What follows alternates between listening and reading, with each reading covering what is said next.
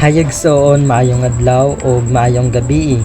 Another day and great opportunity to share the word of the Lord sa imuha karon, and I am here nga encourage tika pinaagi sa pulong sa Ginoo nga kanunay naga-remind sa matag usa sa ato na kanunay magahatag sa ato og kanang hope sa atong kinabuhi ang iyahang pulong. And ana gani yung pulong sa Ginoo nga makita sa James chapter 4 verse 3.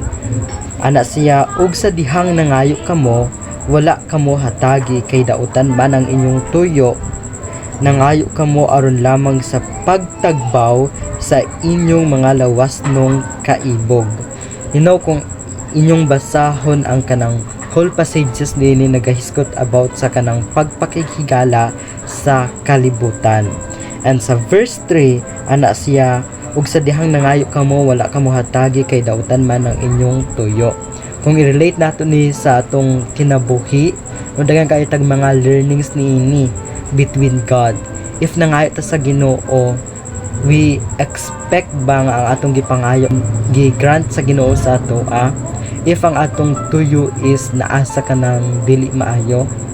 For example, nangayo ta sa Ginoo og kanang let's say nga kwarta, tapos ang katong nga kwarta gamitan nato to siya para sa ato ang lawas nun nga kaibog. Do we think ang katong nga gipangayo nato i-grant siya sa Ginoo? Dili. It because ang gi-grant sa Ginoo nga pangayo nato is kanang makahatag sa ato og kanang kaayuhan. And mao ni ang kanang verses nga naga-remind sa ato in our life, we need to ask God clearly, no? We need to ask God, mangayat sa Ginoo nga adunay kanang wise or kaalam, it because nasayod ta nga ang Ginoo, nasayod siya sa atong mga binuhatan. If ang atong situations nangayat sa iyaha, ang atong attention dili naka-align sa iyaha, we expect that our kanang ask sa iyaha dili jud niya i-grant. That's why, brothers and sisters, mo ni ang akong i-remind sa imuha, if we ask God, we need to kanang verify no una kung ang atong gipangayo is mag-glorify or makatabang ba siya sa atua or dili.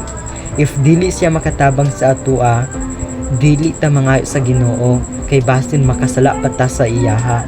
And kining verses gina-remind niya sa atua that our God is provider, no? Provider ang atong Ginoo nga nagahatag sa ato ang mga panginahanglanon, but according to His will. Kung i-grant iya ang atong gipangayo sa iyaha, and kung ang atong gipangayo is clear or makatabang siya sa ato ang kinabuhi nga naa sa kaayuhan.